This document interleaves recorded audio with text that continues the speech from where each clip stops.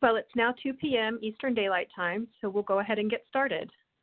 Hello and welcome. I'm Melanie Ross, and I will be the facilitator of this webinar today. Our presenter is Ryan Fisher, a Senior Accreditation Manager for ANAB. Thank you for joining us for this complimentary webinar on Measurement Decision Rules 101. I do want to note that the information provided today is from a non-forensic, laboratory-related viewpoint. Lastly, we are recording this webinar, so it will be available for future viewing. Before I introduce Ryan, here are some logistics. Due to the amount of attendance, everyone will remain muted for the duration of the webinar. At any time during the webinar, you may enter your questions into the Q&A box. Please submit the question. All of the questions asked. While working with 2 calibration laboratories accredited to ISO IEC 17025, Ryan's duties consisted of working from a quality system consisting of more than 150 work instructions for dimensional, physical, and mechanical calibrations. He also was involved in accreditation assessments and implementing and reacting to preventive and corrective actions. Ryan joined the Laboratory Accreditation Bureau prior to its acquisition by ANAB in 2003 as a technical coordinator and later became Calibration Program Manager. While with LAB, he embraced the proficiency testing program to monitor the PTs and ILCs of all their accredited laboratories. He is currently an ANAB Senior Manager of Accreditation for Calibration and Dimensional Measurement Laboratories. With that, I'll pass the ball to Ryan so he can get started.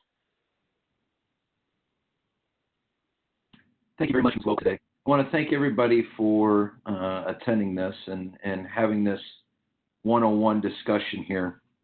Some goals that we want to get through over the next hour for the webinar is to, understand some of the areas of 17025, 2017 as it relates to the measurement decision rules.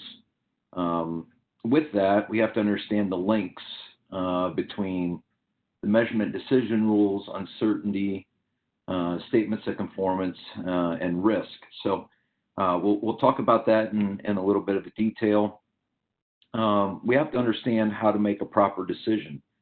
That decision through mitigating the risk, what kind of risk is it associated to the conformity assessment body, and hopefully take away some knowledge and some tools back to your own setting so that everyone can have some risk-based thinking, measurement uncertainty, understanding, and the decision rules that are inherent for you as the CAB, and hopefully work through with some ease.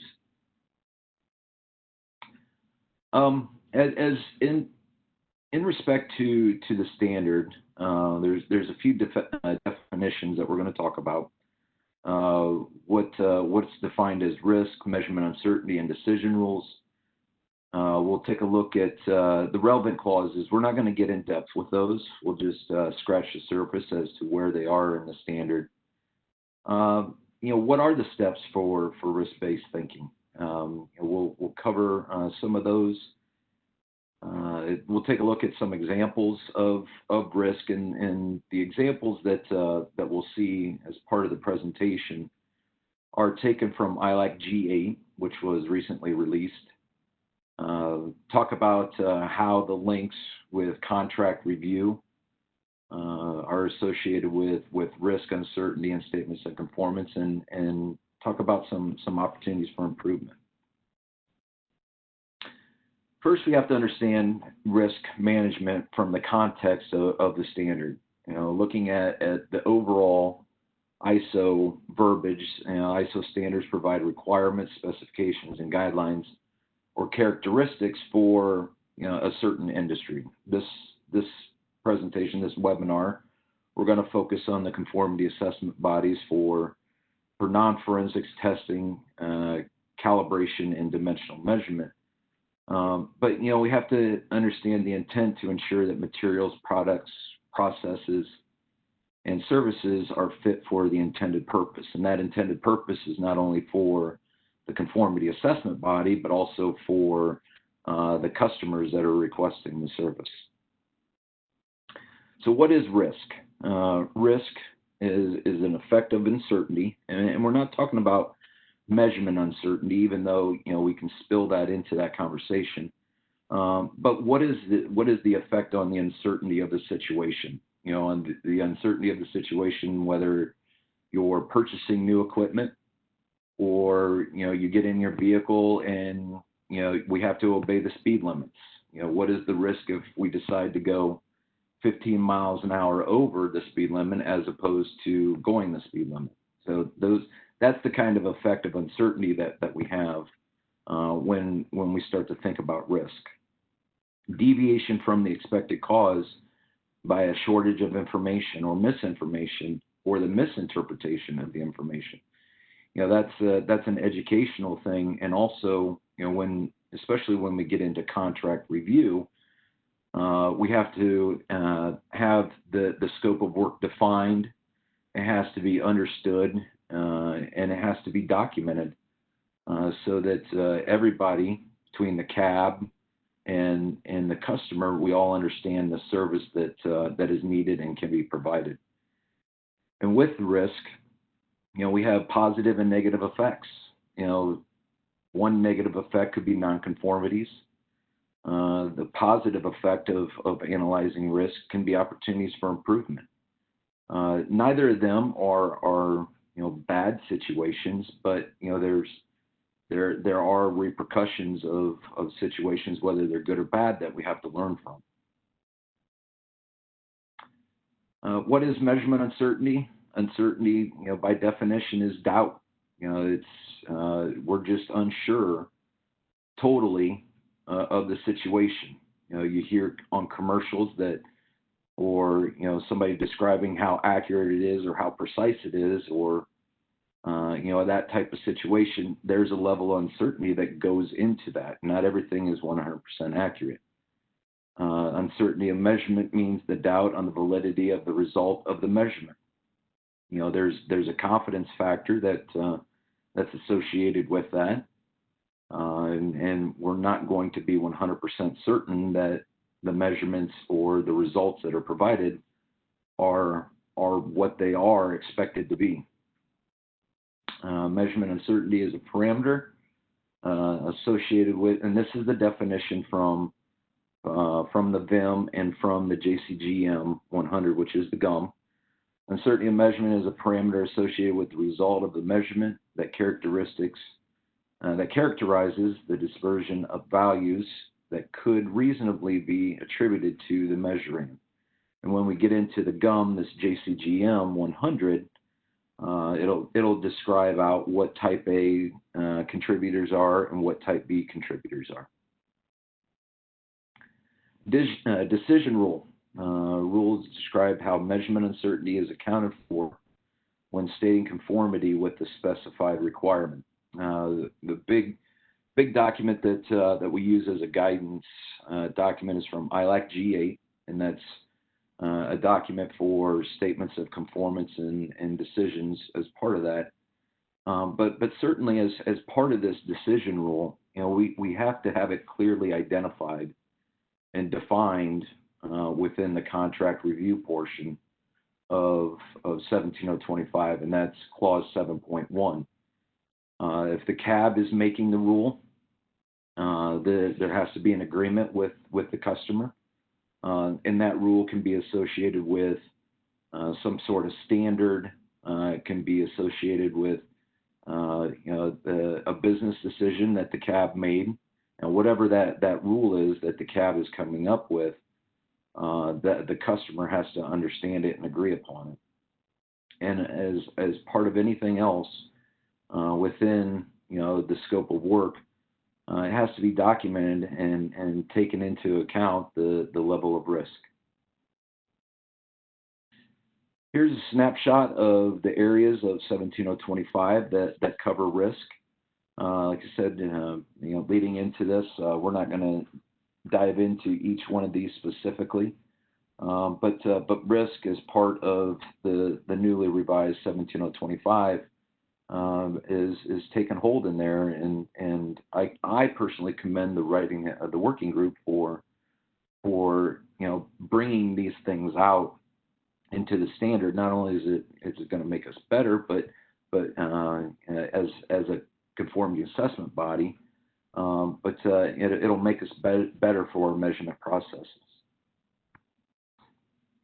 So reporting the results, this has been an area of discussion over the past, at least 15 years, when a statement of conformance is made, and a statement of conformance is, anything that it's good or bad, green or red, it passes or fails, any indication that it's meeting a specification, or a statement that it's meeting a specification, that's considered a statement of conformity.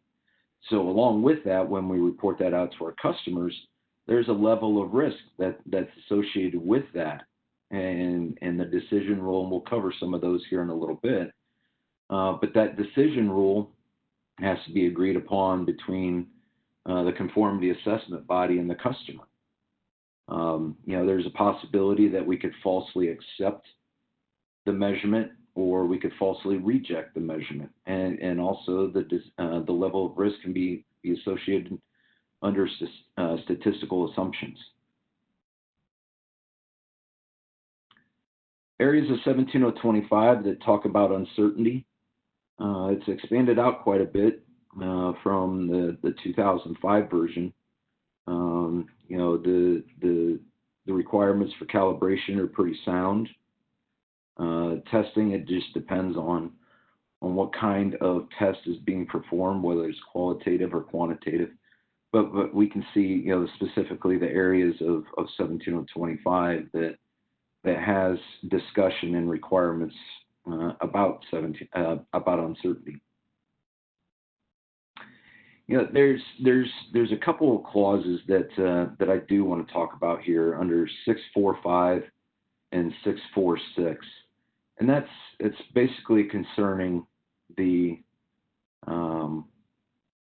requirements of making the best sound decision when we choose a type of equipment to purchase, and we have to understand that from the standpoint of achieving the results of not only what we need internally, so maybe we're doing internal calibrations or tests, but also what the customers expect.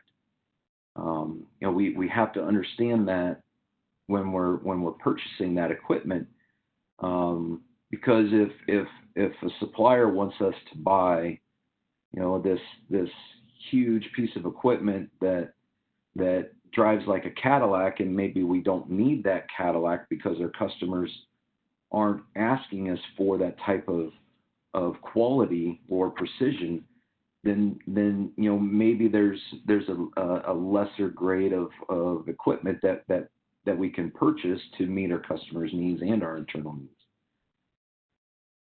We have to know what the customers want out of the service, whether you're a captive situation, being an internal customer or an external customer.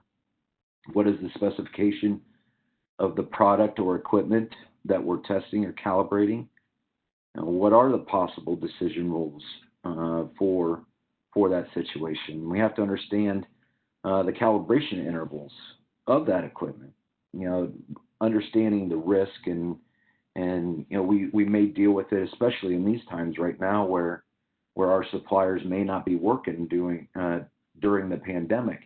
Well, stuff needs to be recalibrated. Well, what do we do in that situation? Do we have enough historical data to make a decision whether we can extend out that calibration cycle and still have confidence in that piece of equipment that's performing the measurements that our customers expect and that we expect?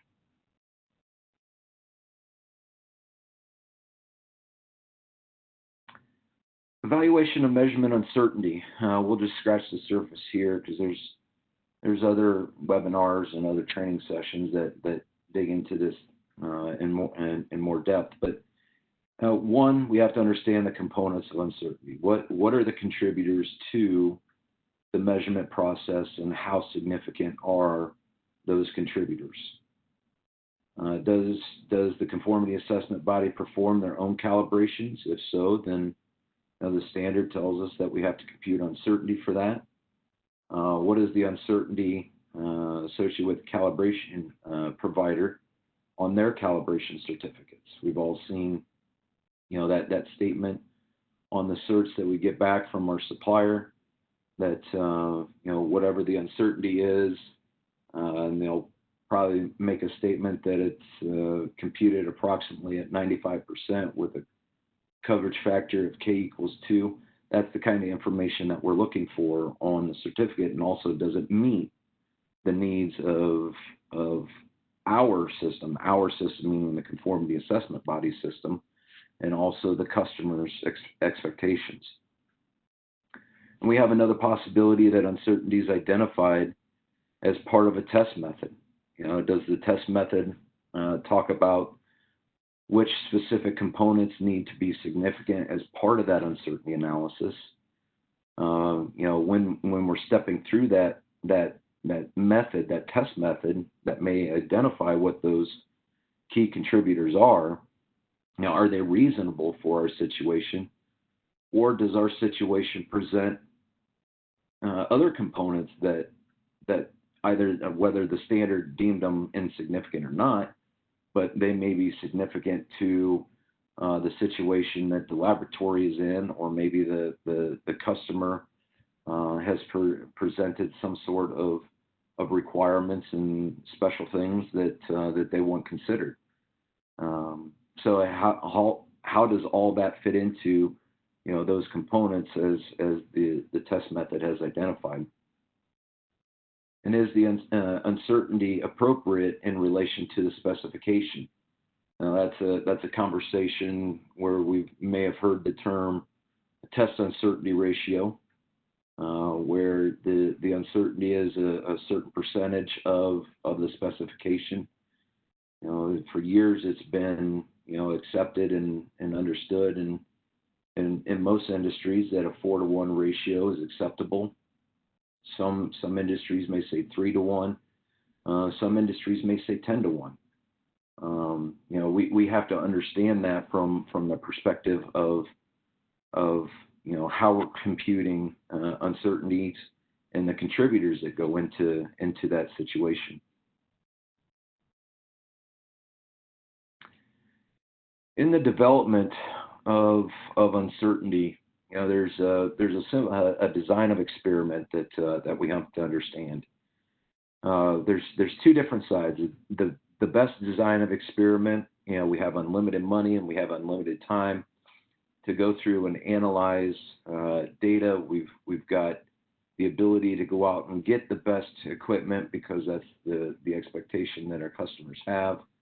And we have to have resources dedicated to analyzing the previous history, previous performance history of the equipment that we're using, understanding the environment that we're in, understanding the personnel that we're using to perform the test or calibrations, and then the simple design of experiment, which is probably the most common that we run into in our industry, is that from a budgetary standpoint, individuals or the conformity assessment body management may only dedicate a certain amount of time for their personnel to dig into that data, dig into the situation of how the environment is operating.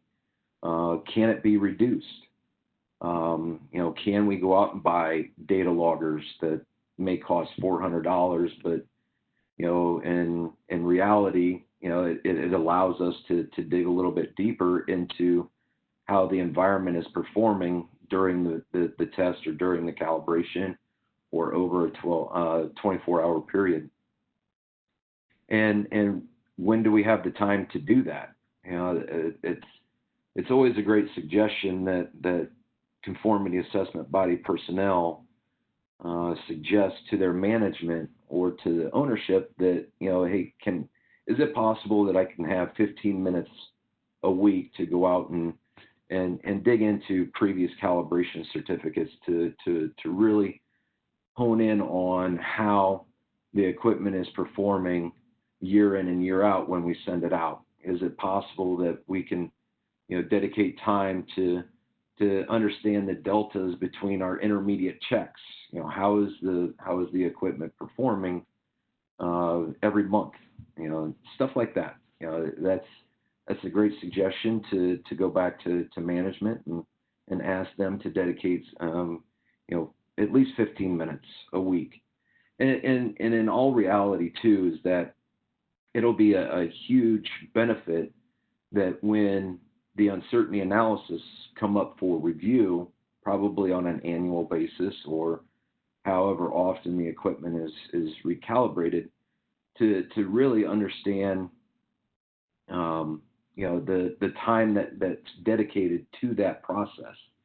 If we have that constant refresher to get into how the whole system is performing, the risk that's associated with that, it'll make that review a lot easier, as opposed to if we put everything off until that point, it may triple the time to re-educate ourselves to, understand what this contributor was at that time. What is the risk associated with the calibration interval, things like that. But it's a good practice, and hopefully some of you will be able to adopt that and make the situation better. Here's a little fishbone diagram of uncertainty, how it's associated with the requirements of the standard, and in all actuality, if we look at it from the standpoint of significant contributors, we can see what the standard is telling us through personnel, the method that we use, if sampling is part of our process, environmental conditions, how traceability impacts the overall results, and the suppliers that we use to give us those services. Areas of 17025 that cover the statement of conformity and decision rules in the 2017 version. We talked about, and we'll dig into a little bit more about how 7.1.3 is significant to the overall process. And myself, I consider that clause, or those clauses within 7.1, to be the most significant, because without that information, the personnel that are performing the test or performing the calibrations may not have the whole scope of work to do the job correctly.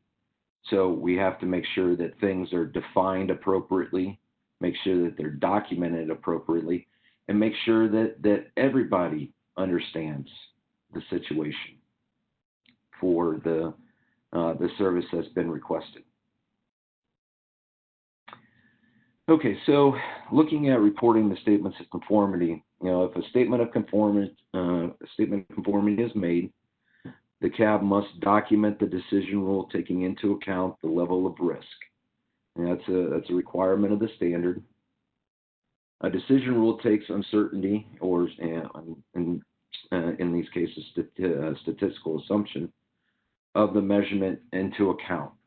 And we'll show the couple of examples that I have here can give us a good visualization of what that looks like to a specification and a measurement point. And those will come up here in a few minutes.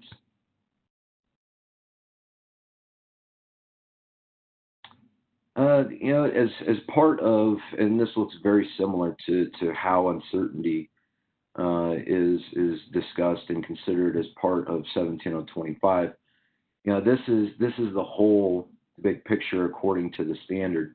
Not only do we focus on the technical requirements of the standard, we also have the quality support in Section 8 that we have to make those decisions as part of the corrective action process or an improvement process.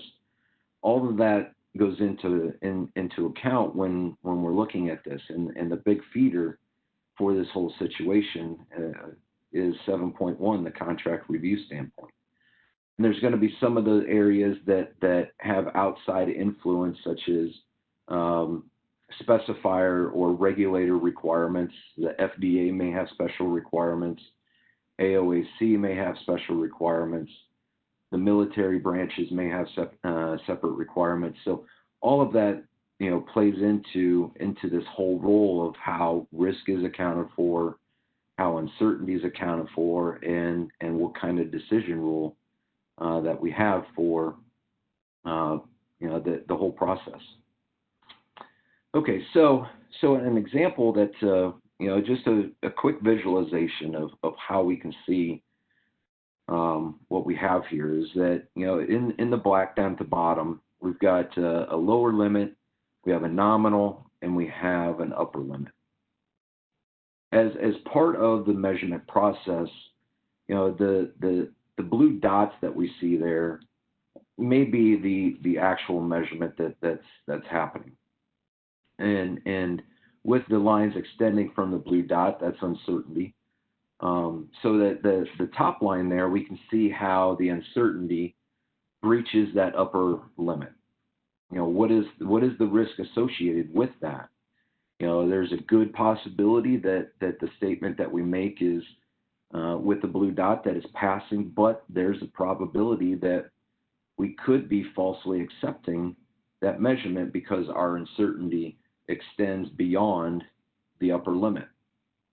Whereas the case below it, where the uncertainty is a little bit tighter to the measured value, we can see that the limits of uncertainty are not breaching the upper limit or the lower limit, so we can confidently say that with this measurement, as we found it, that with the inclusion of uncertainty, we can effectively say it passes.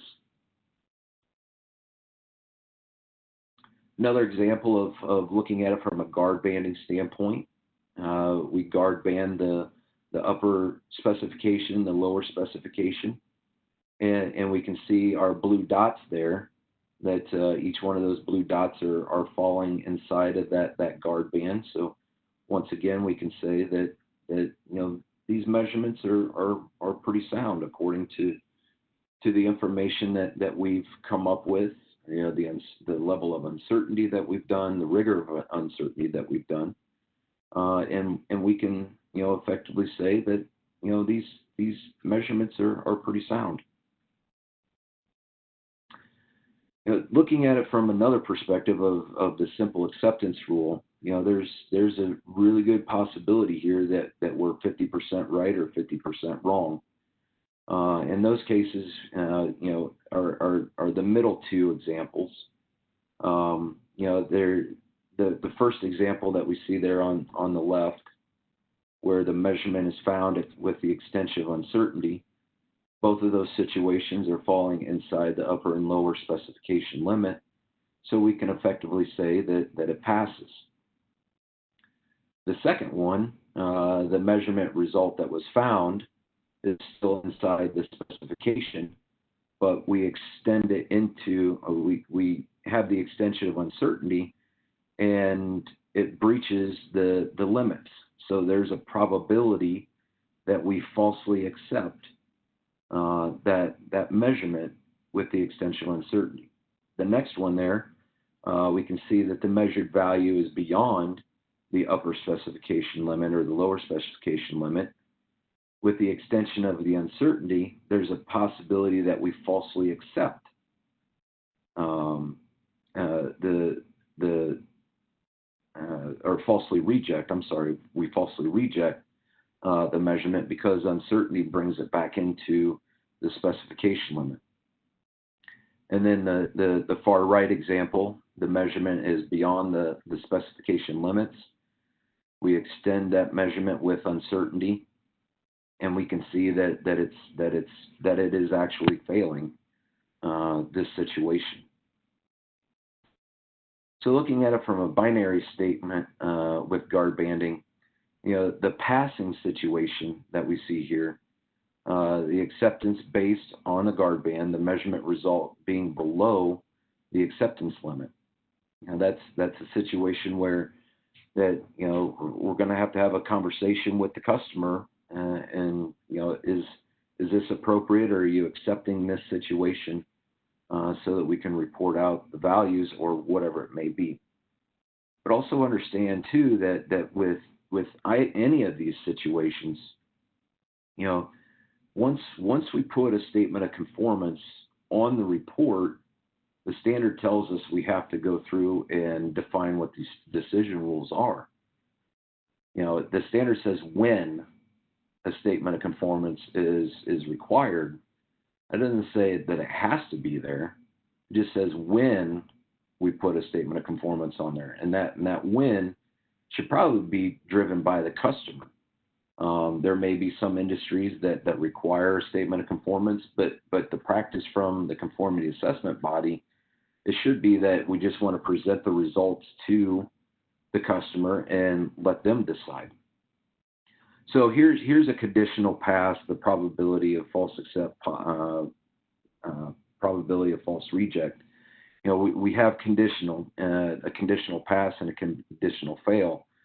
That with a conditional pass, the measurement result being inside the guard band and below the tolerance limit in the interval, and the conditional fail is that the measurement result being above the tolerance limit but below the tolerance limit at the guard band within the intervals as well.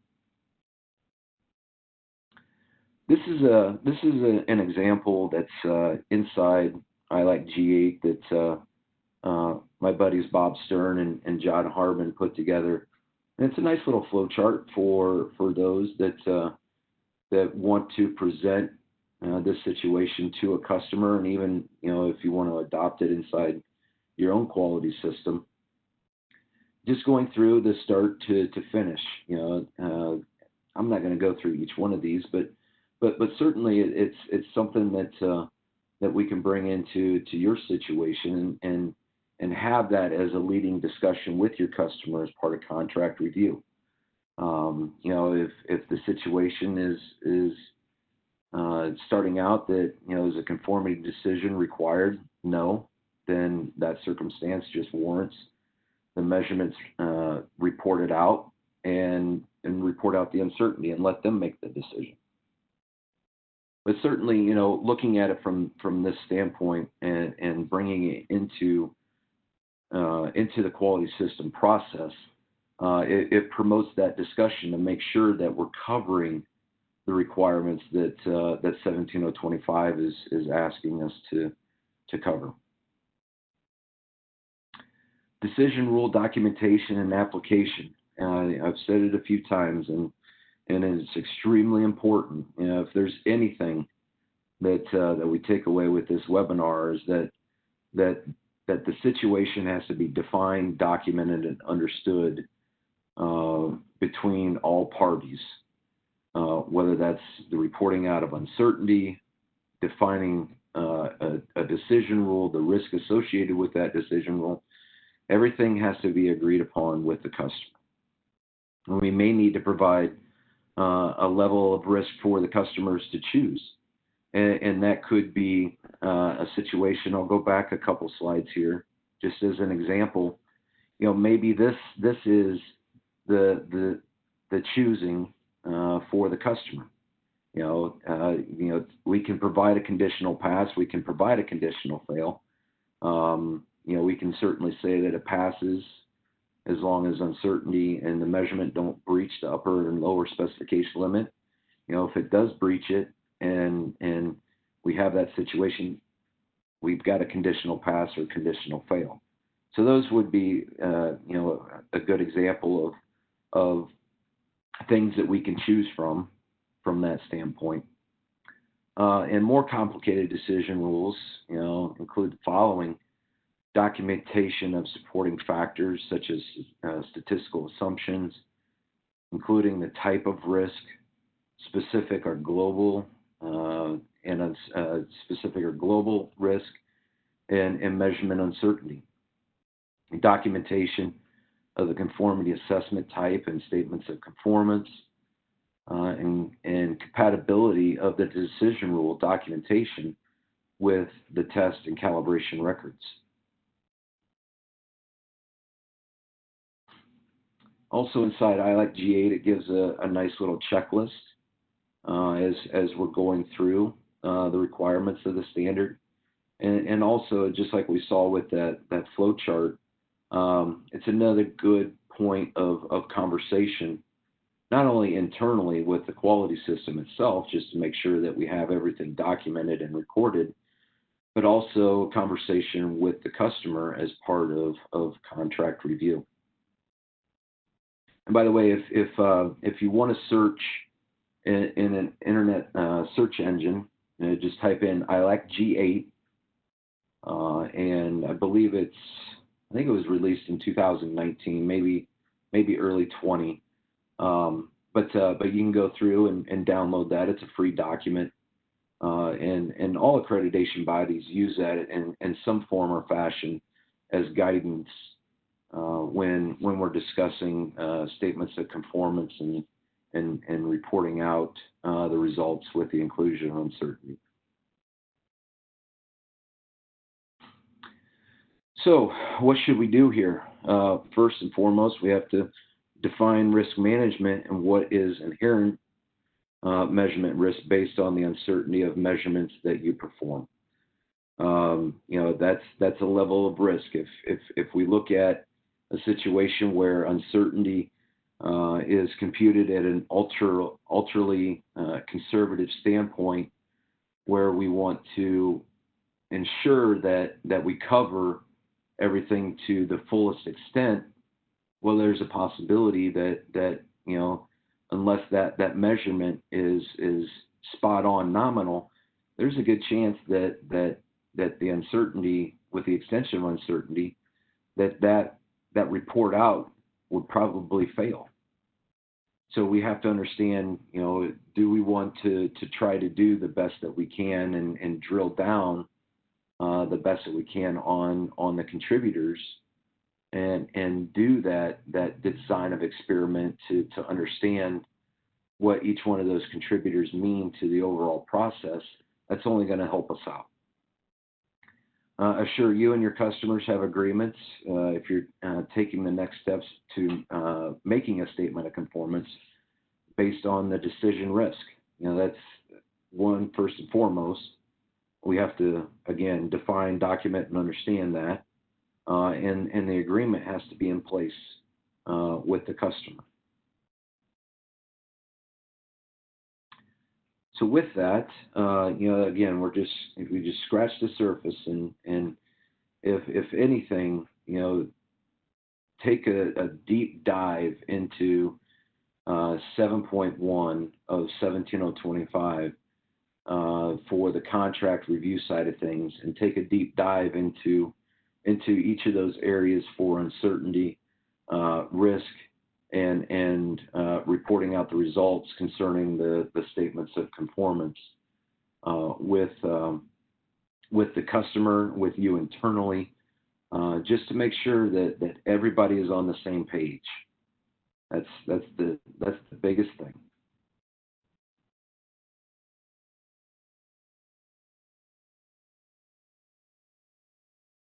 Melanie, I think I'm at the point where I can turn it over to you now.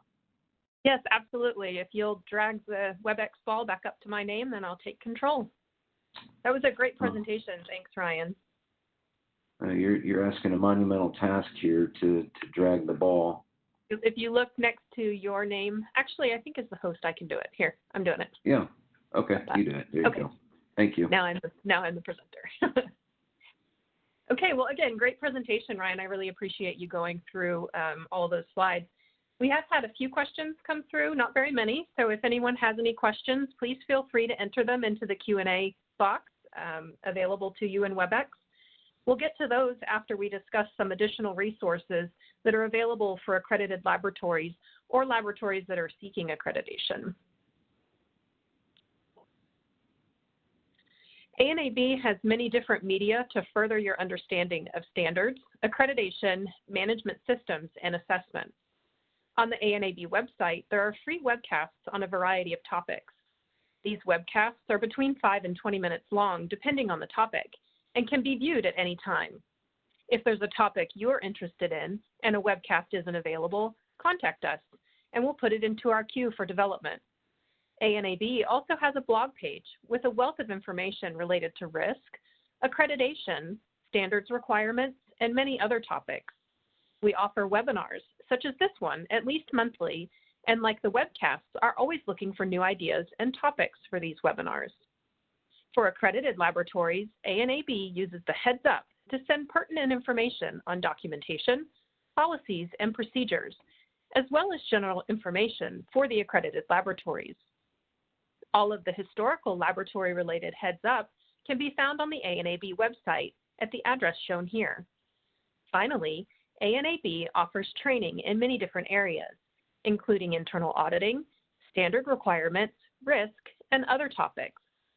Training has changed significantly with the pandemic and travel restrictions, so all of our traditional in-person courses have been converted to online versions, which include exercises, small group discussions, and question and answer sessions that are related to the topic at hand.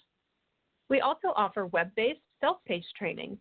All of these resources can be found on the ANAB website at anab.ansi.org. If you would like additional information about training offered by ANAB, you can contact us at training@anab.org.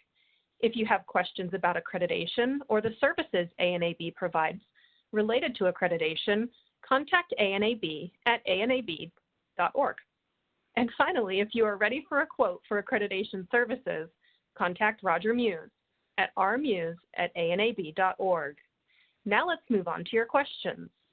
Since we are recording this webinar, we will continue past the hour if needed to ensure all of the questions are answered.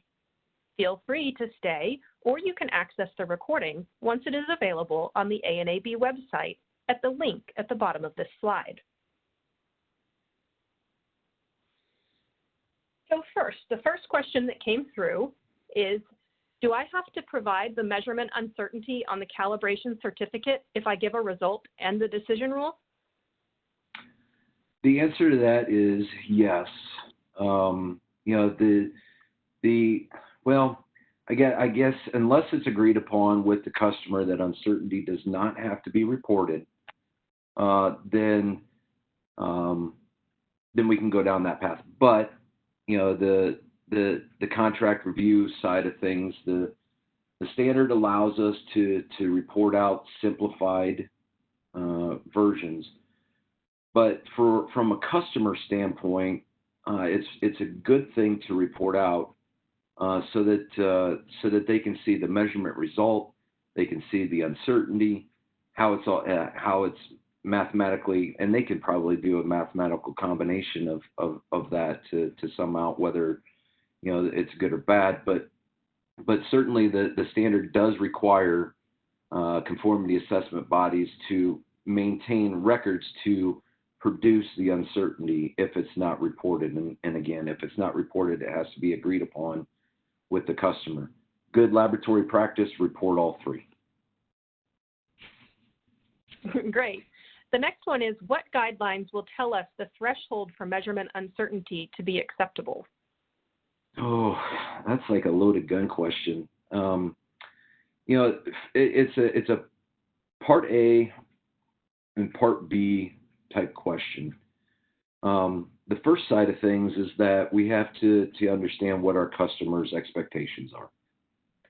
And through an interview with the customer, if we ask them, what kind of tolerances or specifications are you expecting, and they'll tell us, whatever that value is. The next part, the part B, is to take a look at our own measurement capabilities, our own test capabilities, to see if our uncertainty that we produced is meeting their expectations. So if for instance, if they have a tolerance of, and I'm just throwing this out there as simple math, if they have a tolerance of plus or minus 4, and our uncertainty is plus or minus 1, then we can effectively say that we have the capabilities to meet their expectations, because our uncertainty is 75% less than what their capabilities that they're expecting. So we can effectively say that that's a situation where we can present them with an appropriate uncertainty for the measurement results the measurement specifications that they set forth. There are other sides of it where our uncertainty may be a one-to-one scenario where our uncertainty is as big as that specification that the customer wants. That's where we have to discuss with the customer, and they'll tell us, okay, that's good enough or it's not good enough. If it is good enough, effectively we can't say that it passes or fails because our uncertainty is so large that it consumes 100% of their specification. In that circumstance, it's just best that we provide them with the measurement result, provide them with the uncertainty, and let them make the decision whether those results are good for their production or their process or whatever it may be. And it just helps remove the liability from the conformity assessment body standpoint to say that you just provided the results and then they made the decision whether it was good or bad for them. Great. So the next one is, what do you mean by test uncertainty ratio? Where do we use it? And is it included on certificates we provide with customers? Yeah, a little segue into the previous conversation. Test uncertainty ratio is the expansion of the plus or minus tolerance. So if we have a plus or minus, if we have a tolerance of 4, so we have plus 4 and minus 4. So we've got a total of 8.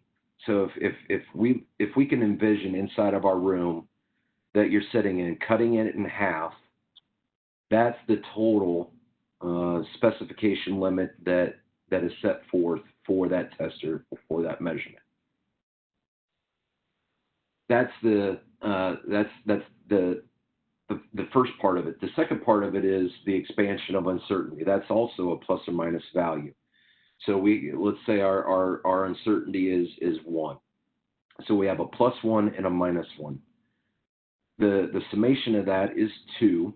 You have a total of 2 that you can operate within. So the numerator would be 8 and the denominator is 2. So we do that math. That's a 4-to-1 ratio. We can effectively say that no matter what the situation is, our uncertainty is good enough for the expected results, the expected specification that our customers are wanting us to meet. So on the reporting side of things, it used to be very common prior to 17025 and even leading into the 2017 version, where a test uncertainty ratio would be identified on a calibration certificate. Those days are going to the wayside. There's still some industries that want to see that situation, but essentially it should be washed out through the contract review standpoint of what 17025 is looking at, and also the standpoint of making sure our equipment is capable of meeting the measurement accuracy. Not only, is capable of meeting the specification for the accuracy, but also the uncertainty of measurement too. So if we're expecting a measurement uncertainty of 1, and our measurement equipment that we bought in our process is giving us a 4, then we really have to understand, did we buy the right piece of equipment? Do we have to go out and get that more precise piece of equipment to get us closer to our expectation?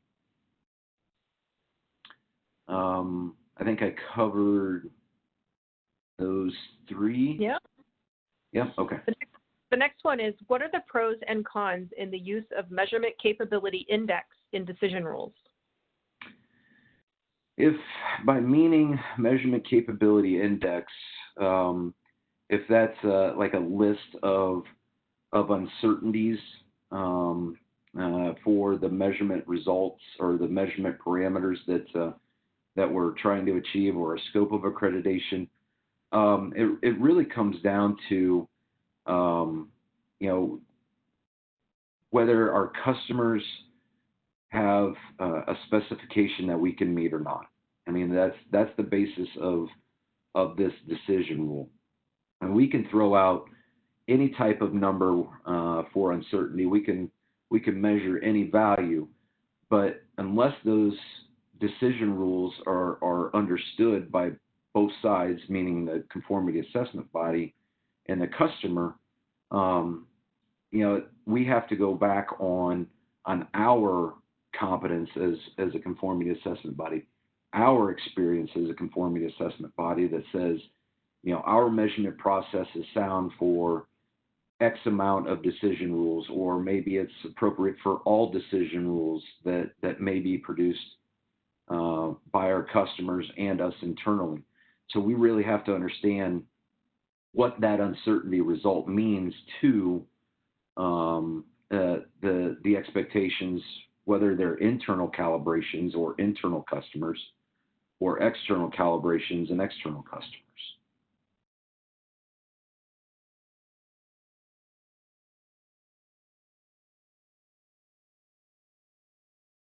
I hope I got that right with the measurement capability index. Sorry, I was muted. Can you give an example of how to document and take into account the level of risk? Yeah, certainly. By documentation-wise, we can report that out on the test report or the calibration report.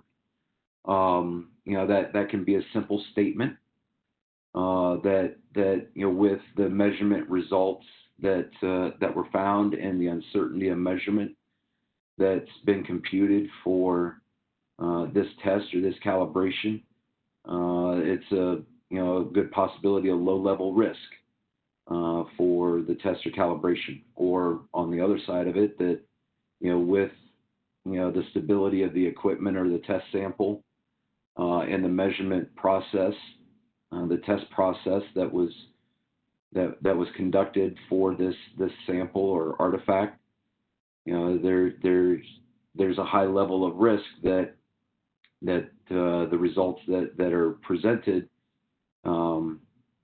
may inadvertently or advertently affect the results for production or whatever it may be. So I mean, that standpoint, reporting that out to a customer is easy. Internally, it may be a little bit more of a different story, looking at risk from a whole perspective, not just measurement perspective.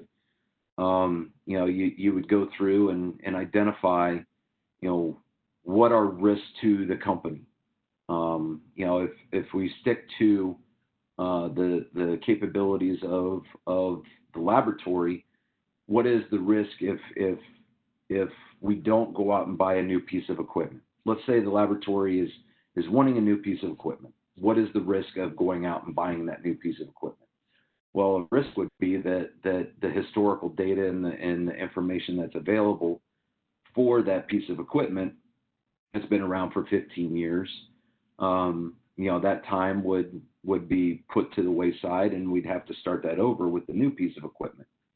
But if that piece of equipment is deteriorating and we're losing confidence in that piece of equipment, then what is the risk associated with continuing using that piece of deteriorating equipment? What is the risk for that reporting out results for a customer? That may be a high-level risk because you're running into a situation where you send out that piece of equipment on an annual basis and it's constantly failing. So the supplier has to readjust it, bring it back in as close to nominal as expected, and you keep going through that cycle. So in that circumstance, you document that internally on some sort of spreadsheet and discuss it as part of management review. That with this situation, we've got a high level risk, or we have a medium level risk or a low level risk type situation. It all depends on having that conversation with personnel that work within that quality system to say, where are we at with this? If we continue down this path, are we at a high level risk, a medium risk, low level risk, things like that. Okay, we had two questions that are sort of similar, so I'm going to combine them. Okay. What if the customer does not accept our decision but agreed to the original decision rule? And what if the customer does not accept our decision rule? Can we change it? I'll start with the latter. Yes, you can change it. It's not a set in stone prior to agreement. So that's a conversation that needs to take place with the customer. If you have a set amount of decision rules as a conformity assessment body, you present them to the customer because they may not know. They may not know what they don't know. So you present your situations from your experience and your competence, and you say, okay, here's some decision rules that we can apply to the measurement result or the report. Are these satisfactory? They may come back and say, no, I want you to do this type of decision rule. And that's where the conformity assessment body has to understand what that decision rule is and what it means to their measurement process. Can they meet that decision rule that the customers are expecting, or that level of risk? Can we meet that? And if we can, we document that through contract review. We sign off on it and go from there.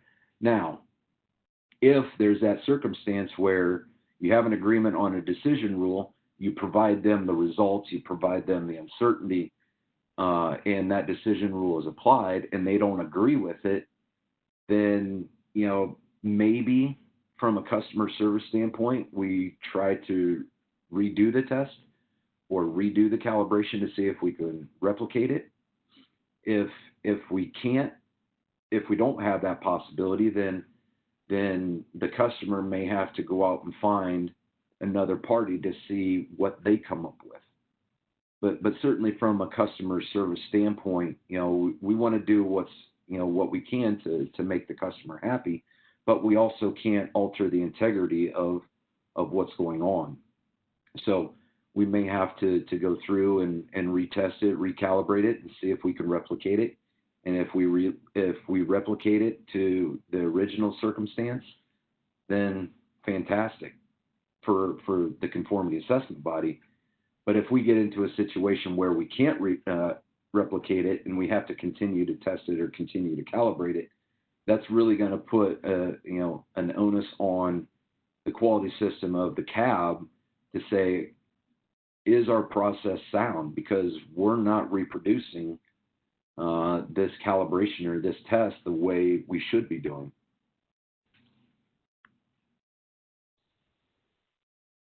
The next question, do we have to report the measurement uncertainty on the test report, even if the customer doesn't need it? I kind of touched on that a little bit earlier in the circumstance of calibration.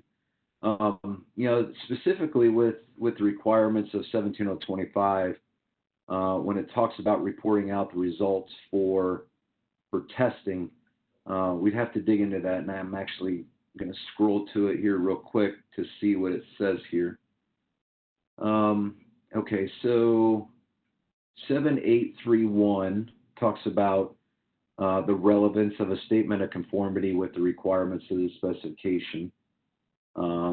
It says that in addition to the requirements listed in 782, test reports shall, where necessary for the interpretation of the test results, include the following. In B, it says, where relevant, a statement of conformity with the requirements or specification. And then under C, it says, and this is for test reports, where applicable, the measurement uncertainty presented in the same units that the measurand, or in a term relative to the measurand. And just saying where applicable, and that where applicable comes into a situation. Is it a qualitative value or a quantitative value? Most qualitative values under testing will require an uncertainty. A qualitative, where some, I'm a metrology geek, and looking at it from that standpoint, I say uncertainty applies to everything, but it's not realistic for a qualitative situation. It either broke or it didn't. And that's the qualitative side of things. So uncertainty is probably not going to be assigned to that type of test. Okay, then we have a follow-up question from the question on threshold. So technical assessors during accreditation assessments should not give findings that an uncertainty of 30% or even higher of the analytical result is already large, since it is the customer who can judge. That's a situation where we have to dig into it a little bit deeper, and it may be easy to say that from the surface value, I can't answer that, but we have to understand what the performance requirements are for us internally as a cab, what our expectations are for our equipment. So if we're satisfied with that and the customer's satisfied with that, then it may be an okay situation.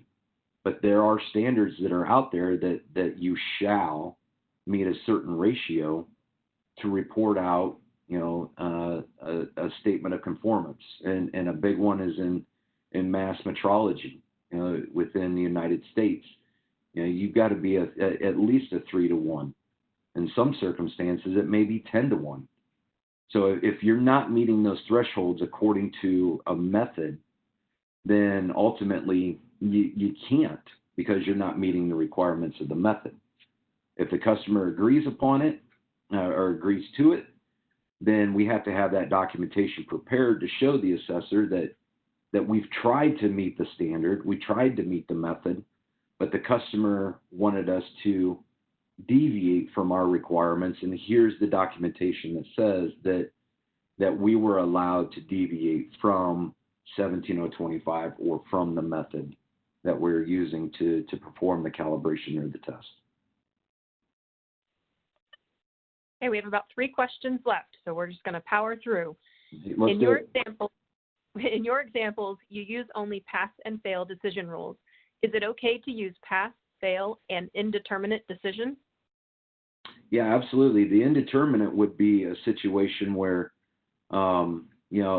it may be a simple acceptance, or maybe it's to the point where we have that conditional pass or that conditional fail. There is that probability that if Melanie, is it possible that I can get back the presenter? Can I do that? Yes. Let me give it back to you. That way you can get to the slide you want to get to. Yeah. Okay. Nope. Oh. Hold on. I have to hit yes. There you go. I got excited. Okay, so let's look at the question from this standpoint here. Maybe these middle two, it's showing us that we possibly pass according to the specification, or we possibly fail according to the specification. But once we start extending the uncertainty, there's that probability that we're falsely accepting or falsely rejecting that measurement. So in that circumstance there, it would be appropriate to identify that as an indeterminate result according to whatever if this is the decision rule that the customers expect and that we're trying to meet. There is that possibility that we are indeterminate whether those two measurement points there pass or fail. They fail, or let's start with the second one there. It passes according to the specification. So if we did a tolerance test, it passes. But if we look at it from the requirements of the standard, we extend the uncertainty to that, then there's that possibility and that probability that we're falsely accepting that measurement result, because the extension of uncertainty takes us beyond that specification limit. In the same way with the fail side of things. If we have that measurement that breaches the upper limit or the lower limit, there's that possibility that we're falsely rejecting that because we add the uncertainty into that situation. The uncertainty gets within that specification limit. There's that probability that we're falsely rejecting that measurement result. So that's where the indeterminants comes in.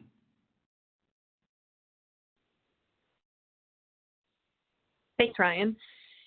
The next question, is simple acceptance the easiest decision rule since it is a shared risk? The simplest decision rule is not to have one. And I say that tongue in cheek because the liability presented to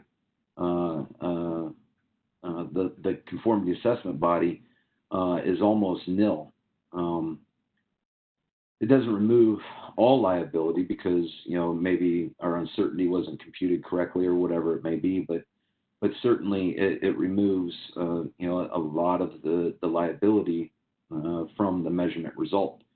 Once we start putting that acceptance rule and that statement of conformance on the report, then we've got this situation of the simple acceptance rule where it may be easily understood. And even if this excerpt is presented to the customer, this isn't proprietary knowledge. This type of image is all over the world of metrology. Take this snippet and put it as part of a document that you present to the customer and say, here's our situations. If you're accepting this situation as part of the simple acceptance rule, then we can work with that. But understand, when we have these two middle areas where there's a probability of false accept and false reject, the liability is back on the customer to make the ultimate decision whether this is good for their process or not. Okay, and then our final question, follow up to the question on changing the decision rule. Since the decision rule is included as a contract between the CAB and the customer, then am I correct that non-acceptance of the statement of conformity given by the lab is a violation to contract?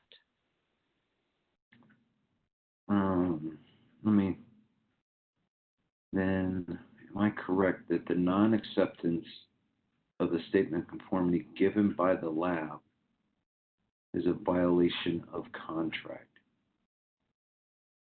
I'm not really understanding. This question, I can get this displayed on my screen, right, Melanie? Yes, you can pull up the Q&A panel. Okay. The question changes, since the decision rule is included as a contract between the CAB and the customer.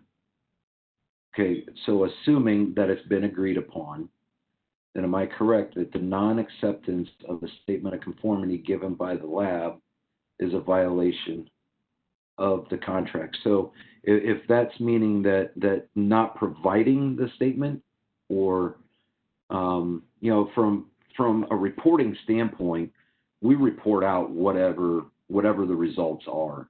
If there is that situation where an opinion is asked and we have to document an opinion on the calibration certificate or on the test report, and that opinion takes us into this non-acceptance, then I would say that, yeah, there's a probability that it is violating the contract. But I think that comes with just providing the data and going by what the data is and making that decision rule based on that data is more sound and easier for this situation than providing an opinion and some sort of statement from the engineer, the technician, whoever it is, that may provide some ambiguity to the acceptance or to that statement of conformity. I hope I captured that. Then one last question came through, so Yeah. we'll address that. What specification do we use if the customer has established a different limit to the specifications from the manufacturer of the test equipment? Yeah, so that would be a conversation that you would have with your customer. You know, the one thing, you know, they may want, you know, some sort of tight tolerance or tight specification that may not be achievable for the laboratory, and they may not understand what they're asking for. They just want the best. But having a conversation with them to understand what that test sample means to them, understand what that piece of equipment means to them, will help us as a conformity assessment body better understand what kind of result they're really expecting, right? Because, you know, we see it a lot in the scale and balance world that somebody wants a precision balance that has 10 places past the decimal. Well, you have a conversation with them, and they're measuring paint. You know, they're weighing paint. They don't need that precision. So if we get into that circumstance, you know, we have to understand, you know, what those specifications are, even if they're better or worse than what the manufacturer may say for that piece of equipment.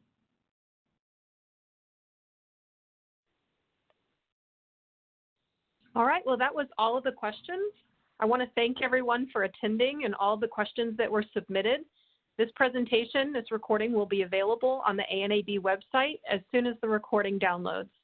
Thank you and have a great day. Thank you, everyone.